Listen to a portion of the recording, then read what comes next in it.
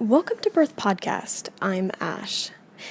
Recently, I interviewed Dr. Brian Duncan, who is part of the NASA research team, which released photos a couple of weeks ago over Wuhan, China. The satellite images showed the economic shutdown due to COVID-19. Much of the nitrogen dioxide had cleared, and the sky looked blue. The images were drastically different from just a few months ago. He told me that they weren't expecting that. In fact, they noticed the change 3 weeks after the Chinese Lunar New Year, which is in February. They were expecting, with people going back to work and back to school, that they would continue to see a rise.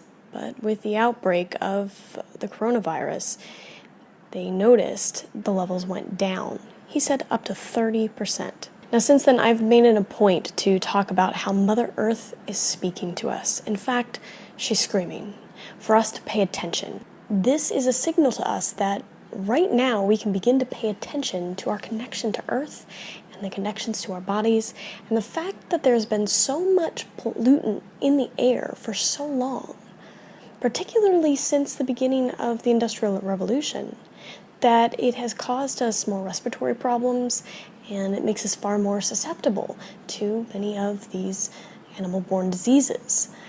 So this is a chance for us to look at our policies and look at ways that we can change. Now, Dr. Duncan is incredibly hopeful, and he was incredibly kind, and I was very inspired by his passion. He's a passionate scientist who really believes in what he's doing and how studying data like this can really begin to help change our future for the better.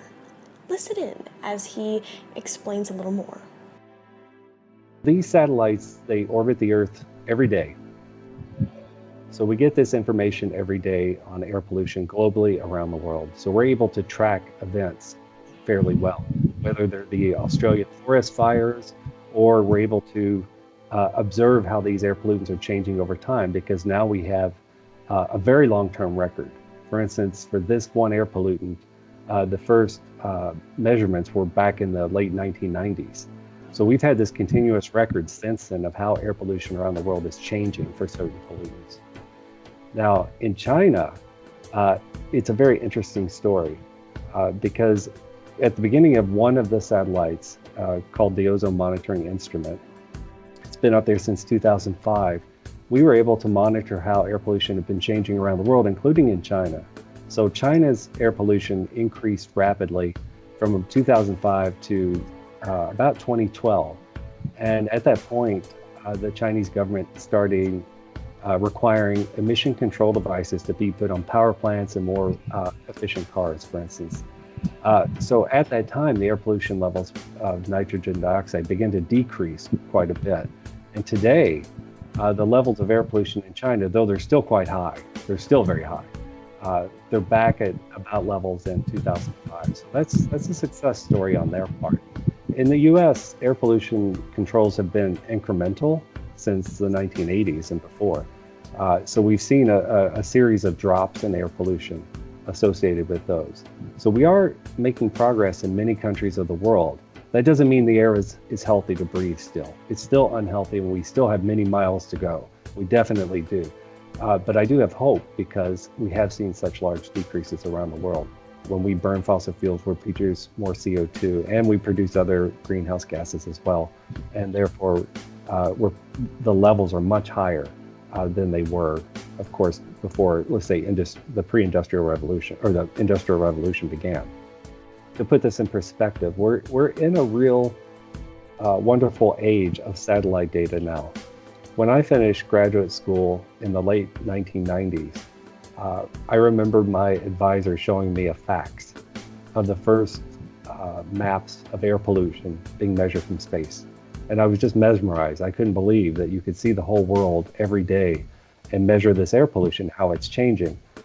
And since then, instead of having just a few satellites up there, now we have many from all the different countries around the world. So NASA has its own set, but the Japanese, the Europeans, even, for instance, the Chinese and Indians, they have their own satellites up there now. There's so many up there monitoring the Earth, including air pollution. And the technology is improving dramatically. For instance, some of the data that I made my career out of working with, there's a 15-year record of those air pollution from this one instrument called the ozone monitoring instrument. And just a couple of years ago, a new satellite was launched called TROPOMI. TROPOMI is similar. It's basically called Super OMI. It has all the capabilities of OMI and more. Finer spatial resolution, better everything. It's better able to detect the atmosphere. And when we first saw these images come out, I have to admit I got misty-eyed. They were just beautiful.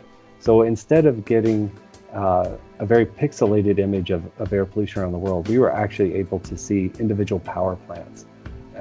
Emissions from individual power plants, very large ones, of course. And we're able to get down on what I would call suburban scales. We're actually, instead of seeing, for instance, when I was younger, a pixel the size of Maryland, now we're getting down to pixels within the beltway of Washington, D.C. It's an exciting time for the capabilities and the quality of the data that we're getting. So we're able to monitor these activities more closely over time. I hope that you were able to learn as much from Dr. Duncan as I did, and I was really pleased to be able to speak to him, and he had been very kind to me to break down a lot of science that I don't often understand as a layman, as a writer, and so I was very grateful for that. And I hope that you were able to learn something from this podcast. It's not very long, but I wanted to be able to share with you his story and share with you his passion so that maybe you can feel inspired and feel hope too. Coronavirus, all across the world, we are having to deal with in epic proportions as it concerns healthcare and containment. We can't deny environmentalism anymore. We can't deny the fact that the smoke that we put in the air, that the pollutants that we allow in our air are killing us, are destroying us, are making us more sick. And it's all because of the bottom dollar. There isn't enough protest against the corporations and governments who continue to avoid environmental policies. And it's our job to make sure that we vote for the right politicians, that we demand of them, that we protest if necessary, so we can begin to clean up the earth. Because when we clean up the earth, not only will it create jobs, not only will it create cleaner air, but it will also give us an opportunity to have better food.